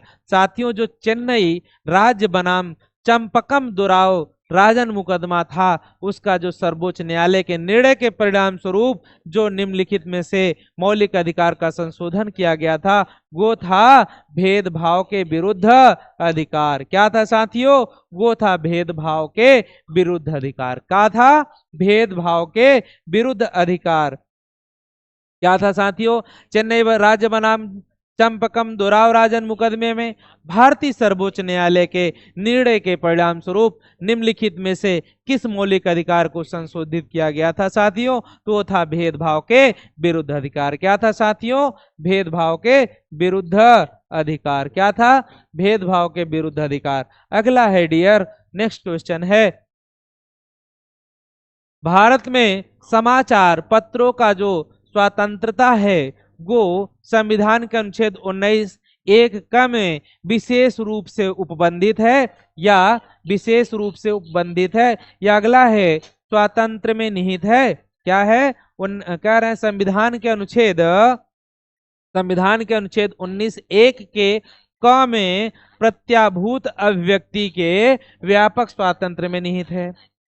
क्या है भाई, भारत में जो समाचार पत्रों का जो स्वातंत्र्य रूप है, क्या है, संविधान के अनुच्छेद 361 क के उपबंधों द्वारा प्रत्याभूत है ना, या अगला कह रहे हैं देश में विधि के शासन के प्रवर्तन से ही उद्भूत होता है साथियों। तो भारत में समाचार पत्रों का जो स्वतंत्र है वो क्या है साथियों, जो स्वतंत्र है भारत में समाचार पत्रों का स्वतंत्र है वो है साथियों संविधान के अनुच्छेद संख्या 19 का, क्या है, समाचार पत्रों के स्वतंत्र संबंधित बात है, वो अनुच्छेद संख्या आर्टिकल नंबर 19(1) के क में विशेष रूप से उपबंधित है। कहाँ पे है साथियों? संविधान के अनुच्छेद या आर्टिकल संख्या 19 के 1 के क में, किसमें? 19(1) के क में विशेष रूप से उपबंधित किया गया है। अगला है साथियों, नेक्स्ट क्वेश्चन, भारत का संविधान स्पष्टतः प्रेस की आजादी की जो व्यवस्था नहीं करता है, किंतु यह आजादी अंतर्निहित है। हाँ, भारत का संविधान जो है वह क्या कर रहा है? स्पष्टतः प्रेस की आजादी की व्यवस्था नहीं करता है, लेकिन यह आजादी अंतर्निहित करता है। वह किस अनुच्छेद में या कौन से आर्टिकल के तहत अंतर्निहित करता है? साथियों, अभी पिछला क्वेश्चन में देखा गया, भारत का संविधान स्पष्टतः स्वतंत्र संबंधित, प्रेस की स्वतंत्र संबंधित बात जो करता है, प्रेस की आजादी की जो व्यवस्था करता है, कह रहा है प्रेस की आजादी की व्यवस्था नहीं करता है। क्या? प्रेस की आजादी की व्यवस्था नहीं करता है, लेकिन किंतु यह आजादी अंतर्निहित की गई है। वह कौन सा अनुच्छेद है साथियों? वह अनुच्छेद संख्या 19 का 1 अ है, या 19(1) का कह दो, 19(1) का 19 फर्स्ट का अ में अंतर्निहित करता है। ठीक है, अगला है साथियों,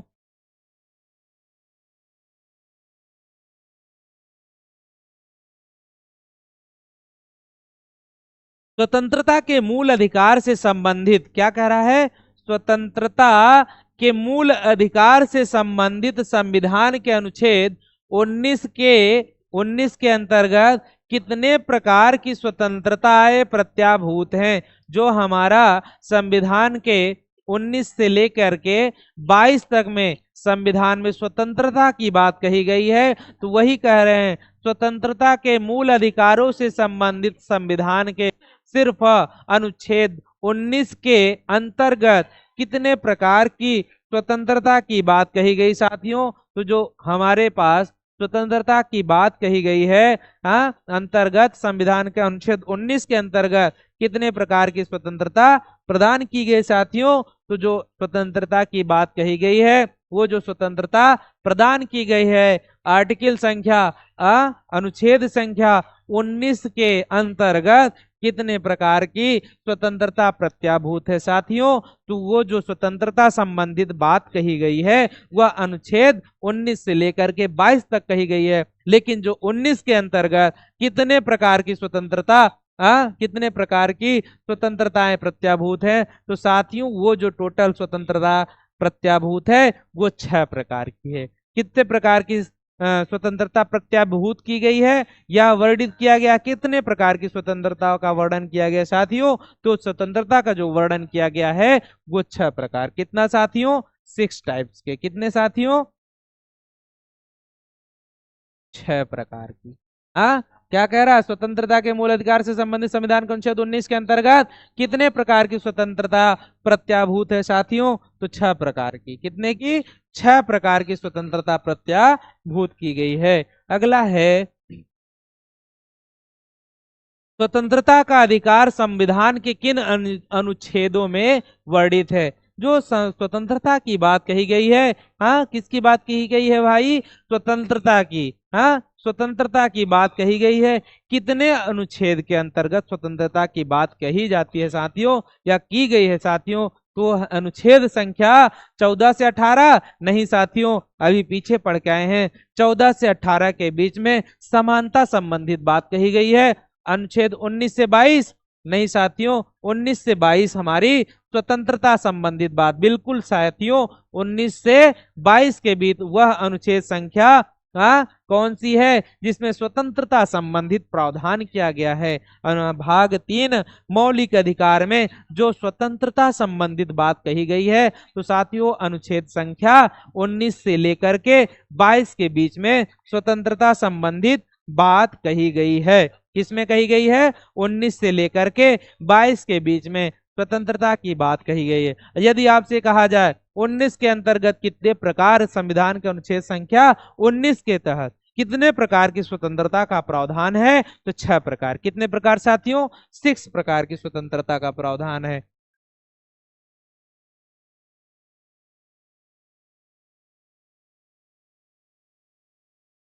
कह रहे हैं, अभी स्वतंत्रता की ही हम बात कर रहे थे कि भारतीय संविधान के अनुच्छेद 19 में वर्णित जो स्वतंत्रताएं हैं, कितने प्रकार की स्वतंत्रता वर्णित है साथियों? 6 प्रकार की स्वतंत्रता वर्णित है। वो 6 प्रकार की जो स्वतंत्रता का वर्णन किया गया है, वो 6 प्रकार की स्वतंत्रता में, इन निम्नलिखित स्वतंत्रताओं में किसको प्राप्त है? ये जो अनुच्छेद 19 में वर्णन किया गया है स्वतंत्रता का, वो स्वतंत्रता में निम्नलिखित में से वो किसको प्राप्त है? भारत के निवासियों को, भारत में पैदा हुए सभी व्यक्तियों को, केवल भारतीय नागरिकों को, या उपयुक्त सभी किसको है साथियों? ये जो हमारी स्वतंत्रता संबंधित जो प्रावधान किया गया है, वो केवल और केवल जितने भारतीय नागरिक हैं साथियों, कौन है साथियों?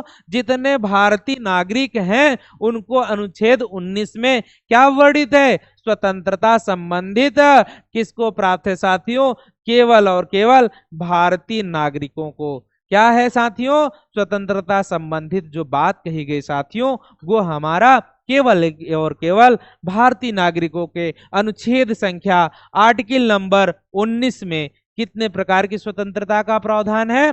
आर्टिकल नंबर 19(1) में जो हमारा स्वतंत्रता की बात कही जा रही साथियों, 6 प्रकार की स्वतंत्रता का बात कही गई है, और कह रहा है वह किसको प्रदान की जाती है साथियों? केवल और केवल जो भारतीय नागरिक हैं उनको स्वतंत्रता प्राप्त है।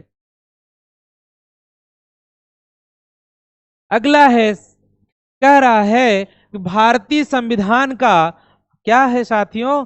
भारतीय संविधान का अनुच्छेद या आर्टिकल 21 क्या है? अनुच्छेद संख्या 21 निम्नलिखित में से किसके विरुद्ध संरक्षण प्रदान करता है साथियों? किसके विरुद्ध संरक्षण प्रदान करता है साथियों? जो हमारा अनुच्छेद 21 है, वह कह रहा है इन सब में वह किसके विरुद्ध क्या है? इन किसके विरुद्ध? कार्यपालिका के विरुद्ध, केवल विधायिका के विरुद्ध, केवल न्यायपालिका के विरुद्ध, कार्यपालिका तथा विधायिका दोनों के विरुद्ध। क्या है भाइयों? भारतीय संविधान का जो अनुच्छेद संख्या 21 है, वो निम्नलिखित में से किसके विरुद्ध संरक्षण प्रदान करता है साथियों? तो वह कार्यपालिका तथा विधायिका दोनों के प्रति। क्या है साथियों?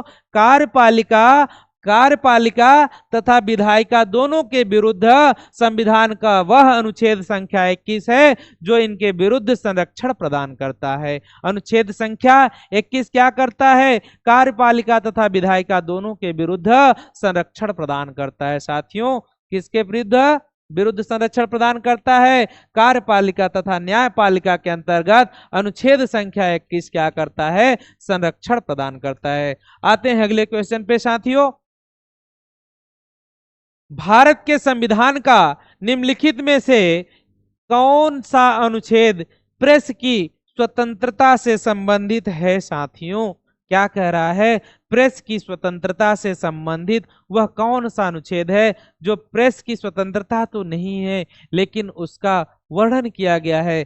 प्रेस की स्वतंत्रता संबंधित जो बात कही गई है साथियों, वह अनुच्छेद संख्या कौन है? आर्टिकल हमने देखा अभी स्वतंत्रता से संबंधित जो अनुच्छेद है 19 से लेके 22 तक, 19, 20, 21 और 22 में भारत के नागरिकों की स्वतंत्रता की बात कही गई साथियों। तो वही कह रहे हैं वह कौन सा अनुच्छेद है जो प्रेस की स्वतंत्रता की से संबंधित है? क्या है? जो प्रेस की स्वतंत्रता से संबंधित है साथियों। तो स्वतंत्रता हमारा 19 से 22 के बीच में बताया गया है, लेकिन प्रेस संबंधित जो स्वतंत्रता की बात कही गई साथियों, वो अनुच्छेद संख्या 19 में कहा गया है। किसमें है साथियों? आज से नहीं भूलना है। प्रेस संबंधित स्वतंत्रता की जो बात कही जाती है वह कौन सा अनुच्छेद है साथियों? वह अनुच्छेद संख्या 19 में कही गई है। अस्पृश्यता किसमें है? अनटचेबिलिटी किसमें है साथियों? या छुआछूत का अंत किसमें प्रावधान है साथियों? वह अनुच्छेद संख्या हमारा कितना है? 17। कितना है? 17। वेरी वेरी इंपॉर्टेंट, एकदम बिल्कुल दिमाग में बैठा लो साथियों। ठीक है, अगला है निम्नलिखित में नागरिकों का स्वतंत्रता संबंधित सही अधिकार कौन है? जो भारतीय नागरिक हैं उनके स्वतंत्रता से संबंधित कौन सा अधिकार सही है। क्या है साथियों? निम्नलिखित में नागरिकों का स्वतंत्रता संबंधित सही अधिकार कौन है? स्वतंत्रता संबंधित हथियार सहित सभा करने की स्वतंत्रता दी जाती है क्या? नहीं भैया, ऐसी कोई प्रावधान नहीं किया गया है। सरकार के विरुद्ध षड्यंत्र करने की स्वतंत्रता है क्या? क्या?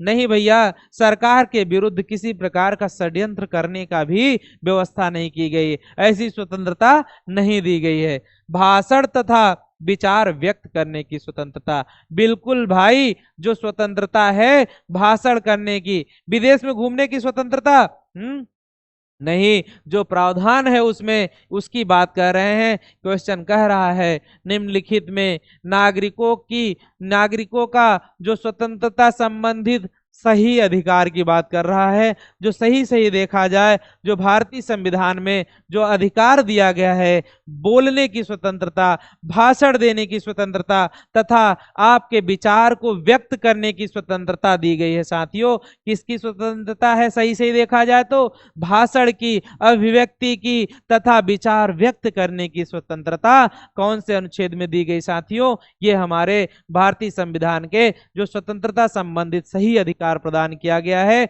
वह भाषण तथा विचार व्यक्त करने की स्वतंत्रता, अनुच्छेद संख्या, स्वतंत्रता की बात कितने आर्टिकल में की गई है? 19 से लेके 22 तक में। साथियों, अगला क्वेश्चन है दोस्तों, प्रेस की स्वतंत्रता किस अधिकार में निहित है? साथियों, जो प्रेस की स्वतंत्रता है वह नियम के समान संरक्षण, भाषण स्वतंत्र में, संघ निर्माण की स्वतंत्रता, कार्य और सामग्री सुरक्षा। साथियों, ये जो हमारा प्रेस से संबंधित स्वतंत्रता का अधिकार दिया गया है, हाँ, प्रेस संबंधित है या वो भाषण से स्वतंत्र है? क्या है साथियों? प्रेस की स्वतंत्रता किस अधिकार में निहित है? तो भाषण से संबंधित, भाषण स्वतंत्र में है। अगला है साथियों, निम्नलिखित में से कौन मौलिक अधिकार नहीं? साथियों, मौलिक अधिकार की, फंडामेंटल राइट की बात कर रहे हैं साथियों। बोलने का अधिकार, व्यवसाय का अधिकार, हड़ताल पर जाने का अधिकार, धर्म का अधिकार। साथियों, बहुत ही व्यवस्थित ढंग से, सुव्यवस्थित रूप से हमारे संविधान में जो बातें लिखी गई साथियों, तो जो संविधान में कह रहे हैं कि जो अधिकार प्राप्त है, तो कौन सा अधिकार इनमें से नहीं प्राप्त है? साथियों, कह रहे हैं कौन सा अधिकार भारतीय संविधान में वर्णित मौलिक अधिकार में से वह कौन सा अधिकार है जो नहीं प्राप्त है? बोलने का अधिकार साथियों है, भ्रमण करने का अधिकार प्राप्त है साथियों, और व्यवसाय करने का भी अधिकार है साथियों। अपने धर्म को या किसी भी धर्म को अपना सकते हो साथियों, वो आपका अधिकार है। लेकिन साथियों, जो नहीं है उसकी बात की जा रही है भाई, हड़ताल पर जाने का अधिकार नहीं है। क्या है साथियों? हमारे संविधान में इस प्रकार का कोई प्रावधान नहीं किया गया है। ऐसा कुछ भी नहीं है जो मूल अधिकार में यह बताया गया है कि आप हड़ताल पर जाने का अधिकार आपको प्राप्त है। हड़ताल पर जाने का अधिकार नहीं प्राप्त है साथियों, क्योंकि कह रहे हैं कौन सा अधिकार नहीं है? बोलने का अधिकार है, आप बोल सकते हो, लेकिन क्या है? लिमिट में रह करके, ठीक है। व्यवसाय का अधिकार है, बिल्कुल आपको व्यवसाय का भी अधिकार है। हाँ, अपना किसी भी धर्म को, जिस धर्म के हो, जिस धर्म को मानते हो, उस धर्म को धारण कर सकते हो, इसलिए आपको धर्म का भी अधिकार है साथियों। लेकिन हड़ताल पर जाने का अधिकार नहीं है। क्या नहीं है साथियों? हड़ताल पर जाने का अधिकार नहीं है। अगला क्वेश्चन है हमारा साथियों, नेक्स्ट है, भारतीय संविधान का कौन सा अनुच्छेद व्यक्ति के विदेश यात्रा के अधिकार को संरक्षण प्रदान करता है? साथियों, वह कौन सा अनुच्छेद है जो व्यक्ति क्या करे? विदेश जाए। कहां पे जाए? यदि वह विदेश भ्रमण यात्रा, व्यक्ति के विदेश यात्रा, क्या है साथियों? अनुच्छेद व्यक्ति के विदेश यात्रा के अधिकार को संरक्षण प्रदान करता है साथियों, तो वह अनुच्छेद संख्या 21 है। क्या है? विदेश यात्रा। संविधान का वह कौन सा अनुच्छेद है कि व्यक्ति के विदेश यात्रा के अधिकार को संरक्षण प्रदान करता है? साथियों, विदेश यात्रा के अधिकार संरक्षण प्रदान करने वाला अनुच्छेद संख्या क्या है साथियों? 21 नंबर है। 21 नंबर आर्टिकल क्या है? विदेश यात्री या जो विदेश यात्रा को अधिकार को संरक्षण प्रदान करता है, विदेश यात्रा के अधिकार को संरक्षण प्रदान करता है साथियों, अनुच्छेद संख्या 21 है। अगला है दोस्त, अगला क्वेश्चन है, निम्नलिखित वक्तव्यों पर ध्यान दीजिए। क्या कह रहा है? इन वक्तव्यों को ध्यान देना है। और कौन सा कह रहा है? किसी को राष्ट्रगीत गाने के लिए बाध्य नहीं किया जा सकता है, क्योंकि क्योंकि किसी को राष्ट्रगीत गाने के लिए बाध्य नहीं किया जा सकता है, क्योंकि हाँ, किसी को राष्ट्रगीत गाने के लिए बाध्य नहीं किया जा सकता है, क्योंकि इससे वाक स्वातंत्र्य और अभिव्यक्ति के अधिकार का उल्लंघन होगा। इससे अंतःकरण और धर्म के अबाध रूप से आचरण और प्रचार करने की स्वतंत्रता के अधिकार का उल्लंघन होगा। अगला है, राष्ट्रीय गीत गाने के लिए किसी को बाध्य करने वाला कोई विधिक उपबंध नहीं है। तो साथियों, इसमें कह रहे हैं कि आप देखिए क्या सही है। क्या सही है जो इन्होंने बात कही। भाई साहब कह रहे हैं अगर हमें हमारे यहाँ जो राष्ट्रगीत का राष्ट्रगीत गाने के लिए आप बाध्य नहीं किया जा सकता है। और नहीं बाध्य किया जा सकता, क्यों नहीं किया जा सकता है? इसका मतलब है यदि हम किसी को बाधित करते हैं तो उसकी जो वाक स्वातंत्र्य है, मतलब बोलने की जो उसकी स्वतंत्रता है, और जो उसकी अभिव्यक्ति के अधिकार का क्या होगा, जो उसका खुद का बोलने की स्वतंत्रता है, जो उसको अधिकार दिया गया है हमारे मौलिक अधिकार के तहत, तो उसकी स्वतंत्रता यहाँ पे छिन जाएगी। अगला है, इससे अंतःकरण और धर्म के अबाध रूप से आचरण और प्रचार करने की स्वतंत्रता का अधिकार का उल्लंघन होगा। बिल्कुल होगा साथियों, ये दोनों होगा सर। लेकिन कह रहे राष्ट्रगीत गाने के लिए किसी को बाध्य करने वाला कोई विधिक उपबंध नहीं है। नहीं, ऐसी कोई बात नहीं है, बल्कि क्या होगा, इससे उसके वाक स्वतंत्रता और अभिव्यक्ति के अधिकार का उल्लंघन होगा। और क्या होगा साथियों? अभिव्यक्ति के अधिकार, व्यक्ति के अधिकार का उल्लंघन होगा। और उसके अंतःकरण का क्या होगा? अंतःकरण और धर्म के जो अबाध रूप से आचरण और प्रचार करने का जो स्वतंत्रता का अधिकार है, क्या है? उसके अबाध रूप से आचरण और स्वतंत्रता का क्या होगा? इसका भी उल्लंघन होगा। किसका? स्वतंत्रता के अधिकार का उल्लंघन होगा। तो साथियों, इनमें से कौन सा सही होगा? ए नंबर, 1 और 2, 2 और 3। हाँ, इसमें ये होगा साथियों। पहला और दूसरा जो बात कही गई है वो ए संख्या में कही गई है। अगला क्वेश्चन साथियों, निम्नलिखित में से कौन निम्नलिखित में से किन्हें सर्वोच्च न्यायालय ने मौलिक अधिकार के रूप में मान्यता दी है? क्या कह रहे हैं? ये जो देख रहे हैं, निम्नलिखित में से क्या है? निम्नलिखित में से किन्हें सर्वोच्च न्यायालय ने मौलिक अधिकार के रूप में सर्वोच्च न्यायालय ने मौलिक अधिकार के रूप में मान्यता दी है साथियों? आवास का अधिकार, विदेश यात्रा का अधिकार, समान कार्य के लिए समान वेतन का अधिकार सर्वोच्च न्यायालय ने मौलिक अधिकार के रूप में जो मान्यता दी है। हाँ, इसमें नीचे दिए गए कूट में से कौन सा सही होगा साथियों? तो इसमें जो देख रहे हैं हम कि आवास का अधिकार, बिल्कुल साथियों, जब आप भारतीय नागरिक हैं तो इसमें आवास का अधिकार है। विदेश यात्रा का अधिकार साथियों, बिल्कुल आपको देश विदेश भ्रमण की, ये भी हमारा संविधान मौलिक अधिकार में अधिकार प्रदान है, अधिकार दिया गया है। समान कार्य के लिए समान वेतन का अधिकार, ये भी है साथियों। तो इनमें कह रहे हैं नीचे दिए गए कूट से सही उत्तर का चयन कीजिए। तो साथियों, हम देख रहे हैं 1 और 2, 2 इसमें 1 रह गया, इसमें 2 3, 1 3, इसका आंसर नंबर डी होगा, जिसमें तीनों सही है साथियों, 1 2 तथा 3। क्या है? कह रहे हैं इनमें से सर्वोच्च न्यायालय ने, कौन? सर्वोच्च न्यायालय ने मौलिक अधिकार के रूप में जो मान्यता दी है साथियों, आवास का अधिकार बिल्कुल है, विदेश यात्रा का भी अधिकार है, और समान कार्य के लिए समान वेतन का भी अधिकार है। तो इसलिए हमारा आंसर होगा 1 2 और 3, तीनों सही है साथियों। अगले पे आते हैं डियर। नेक्स्ट क्वेश्चन क्या है? अगला क्वेश्चन है साथियों, कह रहे हैं भारतीय संविधान में प्रदत्त स्वतंत्रता का अधिकार के संबंध में निम्नलिखित में से कौन सा सत्य नहीं है साथियों? जो हमें स्वतंत्रता संबंधित बात कही गई साथियों, क्या है? भाषण व अभिव्यक्ति की अबाधित स्वतंत्रता, संघ बनाने की स्वतंत्रता, इनमें से कोई नहीं। भारत में भ्रमण की स्वतंत्रता। हाँ, भारतीय संविधान में प्रदत्त स्वतंत्रता का अधिकार किसके संबंध में निम्नलिखित में से कौन सा सत्य नहीं है साथियों? भाषण व अभिव्यक्ति की अबाधित स्वतंत्रता। हाँ, भाषण व अभिव्यक्ति की अबाधित स्वतंत्रता, संघ बनाने की स्वतंत्रता, इनमें से कोई नहीं। भारत में भ्रमण की स्वतंत्रता, ये तो प्रदान है साथियों। कह रहे हैं कि इनमें से कौन सत्य नहीं है? तो भाषण व अभिव्यक्ति की अबाधित स्वतंत्रता। क्या है? भाषण व अभिव्यक्ति की अबाधित स्वतंत्रता, ये सही नहीं है। भाषण व अभिव्यक्ति की अबाधित स्वतंत्रता गलत है साथियों। अगला है, संविधान के किन अनुच्छेदों में शोषण के विरुद्ध अधिकार वर्णित है साथियों?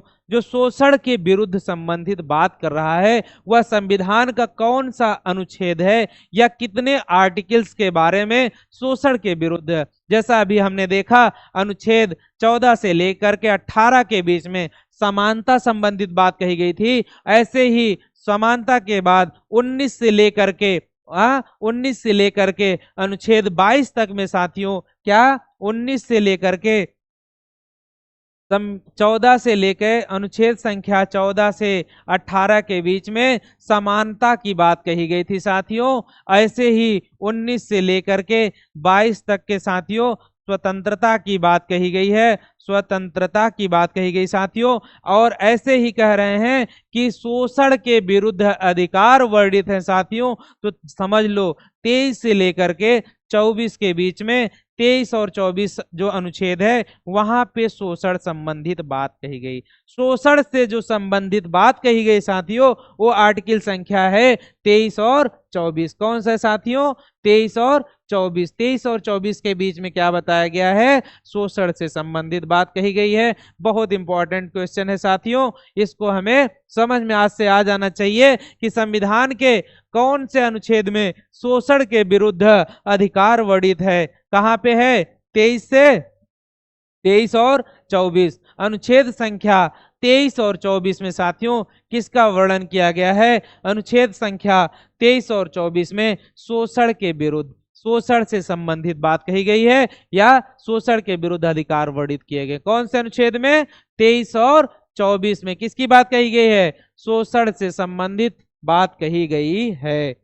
ठीक है। 19 से 22 तक क्या है? स्वतंत्रता संबंधित बात कही गई साथियों। अनुच्छेद संख्या 14 से 18 तक क्या कहा गया है? 14 से 18 तक साथियों समानता के प्रति बात कही गई, समानता से संबंधित है। अगला है, अगला क्वेश्चन है, क्या है साथियों? अगला क्वेश्चन है कि मौलिक अधिकार के अंतर्गत कौन सा अनुच्छेद बच्चों के शोषण से संबंधित है? साथियों शोषण से संबंधित जो बात कही गई है वो शोषण से संबंधित बात हमें जो कही गई है, शोषण से संबंधित बात कही गई है अनुच्छेद संख्या 23 और 24 में शोषण से संबंधित बात कही गई है। लेकिन यहाँ कह रहे हैं कि मौलिक अधिकारों के अंतर्गत कौन सा अनुच्छेद बच्चों के शोषण से संबंधित है? जो बच्चों के शोषण से मतलब कि 14 वर्ष से कम आयु के बच्चों को किसी ऐसे खतरनाक, जहां पे रिस्क हो, जीवन से संबंधित रिस्क हो, जैसे पटाखे बनाने के कारखाने आदि में कार्य करने के लिए संबंधित बात कही, उसके रोकथाम संबंधित बात कही गई है, तो अनुच्छेद संख्या 24 है। जबकि 23 और 24 में शोषण संबंधित बात कही गई है साथियों। अनुच्छेद संख्या 24 क्या है? वह है इसके अंतर्गत बच्चों के शोषण संबंधित बात, बच्चों के शोषण संबंधित जो बात कही गई साथियों वो कौन से अनुच्छेद में है? बताइए। 24 में। शोषण संबंधित बात कहां कही गई है? 23 और 24 में। लेकिन बच्चों से संबंधित जो शोषण की बात कही गई है वह अनुच्छेद है आपका 24। Very good. अगला है साथियों, भारत के संविधान के अंतर्गत किस आयु के बालक को किसी खान अथवा अन्य संकटमय सेवा में लगाए जाने का जो प्रतिषेध किया गया साथियों वह कौन सा या कितने ईयर का बच्चा है जिसे हम अगर उसको क्या कर रहे हैं, कहीं खान में जहां खनन संबंधित या जहां पटाखे कल कारखाने में आदि में लगाने जाने का प्रतिषेध किया गया है। शोषण से संबंधित जो बात कही गई है, शोषण से संबंधित बात कितने अनुच्छेद में है? 23 और 24 में। लेकिन यदि बच्चे के संबंधित बात कही जाएगी कितने में है? 24 में। कितने में? 24 में। अनुच्छेद संख्या, अब कह रहे हैं भारत के संविधान के अंतर्गत कितने वर्ष से कम के बालक को खान अथवा अन्य संकटमय सेवा में लगाए जाने का प्रतिषेध किया गया है साथियों? 14 वर्ष से कम के बच्चे को। कितने को? 14 वर्ष से कम के बच्चे को। अगला क्वेश्चन है साथियों, नेक्स्ट क्वेश्चन क्या कह रहा है?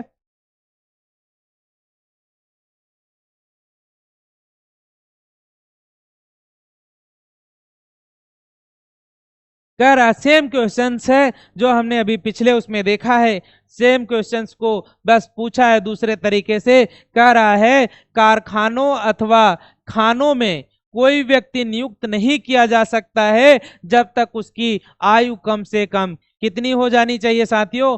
12 वर्ष, 14 वर्ष, 18 वर्ष, क्या होगा? हाँ, जब तक उसकी आयु 20 वर्ष ना हो जाए। क्या है? कारखाने अथवा खाने में कोई व्यक्ति नियुक्त नहीं किया जा सकता है जब तक कि उसकी आयु क्या हो जाए? 20 वर्ष ना हो जाए साथियों। अगला है, नेक्स्ट क्वेश्चन क्या है?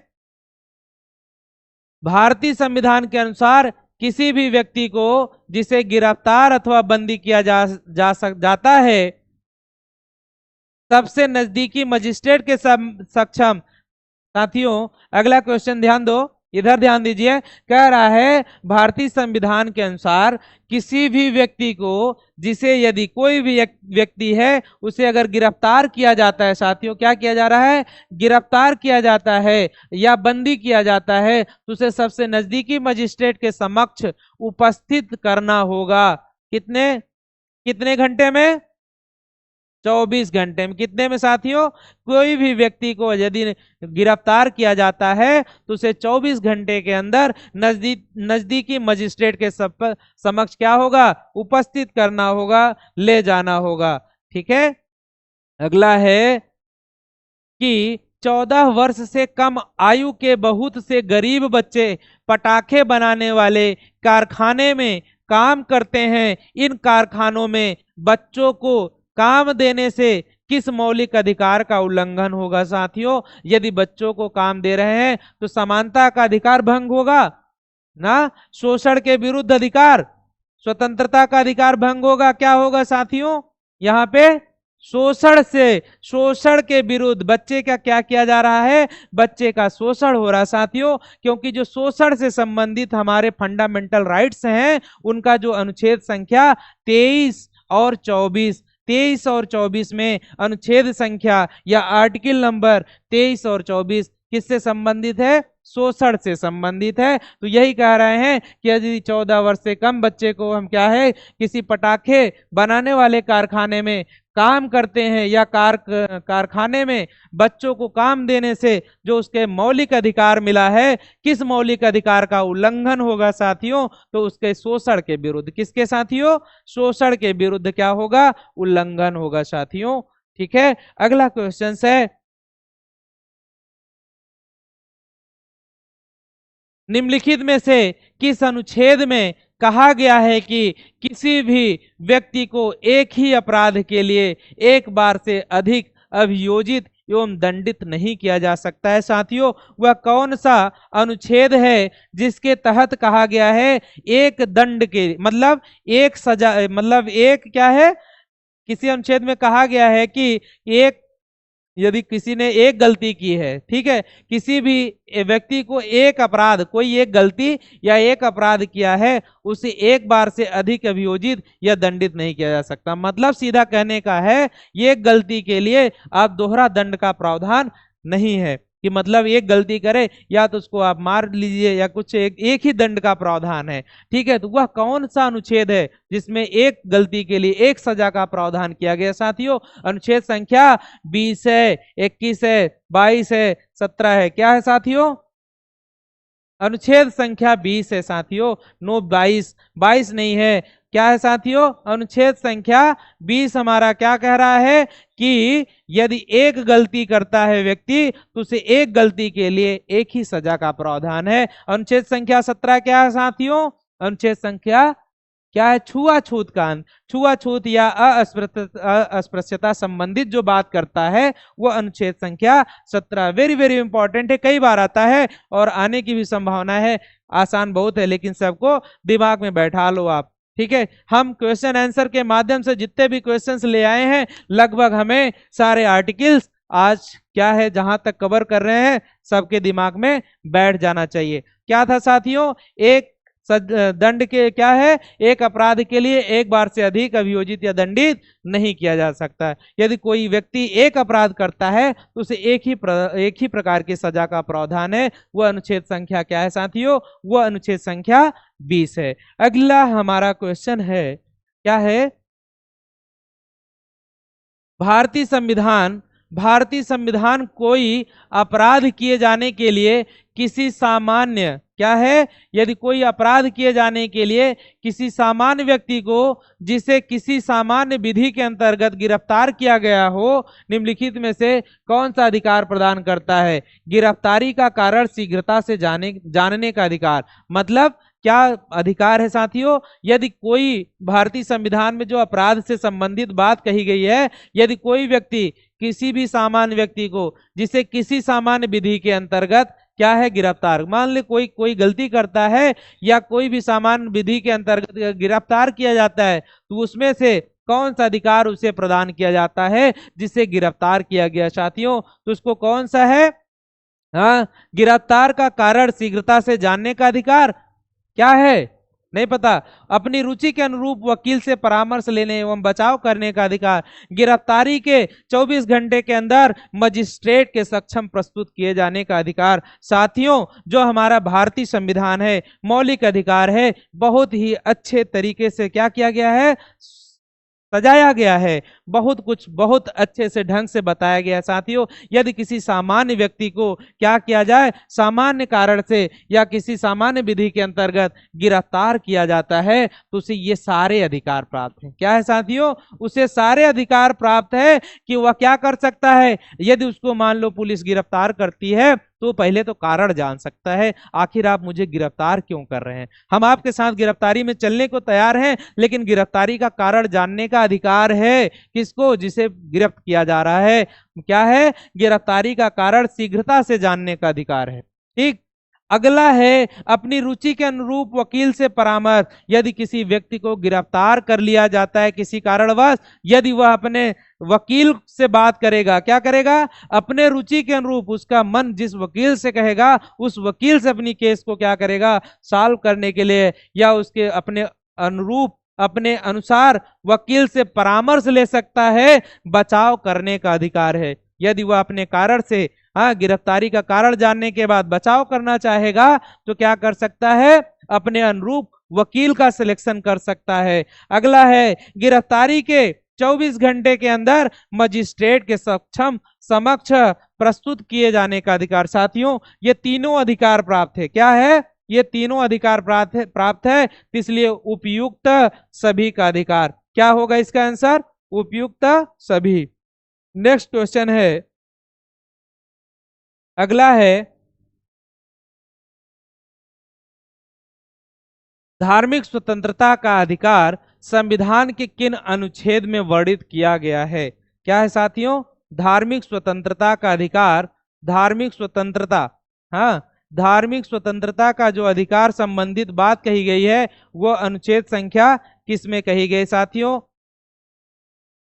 अभी हमने देखा जो हमारे आर्टिकल्स हैं, मौलिक अधिकार है, उसमें जो बात कही जा रही थी मौलिक अधिकार में क्या था, अनुच्छेद कितने से कितने तक था, अनुच्छेद 12 से लेके 35 तक हम किसकी बात कर रहे थे, मौलिक अधिकार का वर्णन किया गया। ये भाग कौन सा साथियों, भाग 3।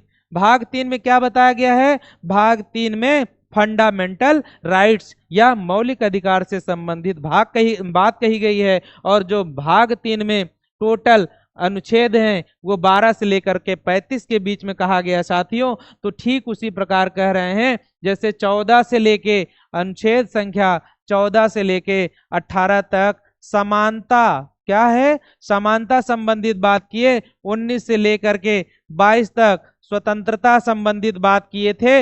ऐसे ही 22 के बाद 23 से लेके 23 और 24 तक क्या था, शोषण संबंधित बात थी। किसकी बात थी, शोषण संबंधित। तो अगला कह रहे हैं कि धार्मिक स्वतंत्रता का जो अधिकार है वो कितने से कितने के अंतर्गत है साथियों, तो धार्मिक स्वतंत्रता 25 से लेके 28 के बीच में साथियों। किसकी बात की जाती है, धार्मिक स्वतंत्रता की। हाँ, किसकी बात कही जा रही है, धार्मिक स्वतंत्रता। लेकिन हमारे यहाँ ऑप्शन में दिख रहा नहीं है 14 से 18 किसकी बात करता है, 14 से 18 समानता, 19 से 22 स्वतंत्रता, 23-24 शोषण। हाँ, 25 से 30 लिखा है साथियों, गलत है। यहाँ होगा 25 से लेके क्या होगा 28, क्या होगा 25 से लेके 28 के बीच। काहे की बात कही गई साथियों, 25 से लेके 28 तक धार्मिक स्वतंत्रता की बात कही गई है साथियों। एकदम बिल्कुल यहाँ तक कोई डाउट नहीं, सबको क्लियर है ना।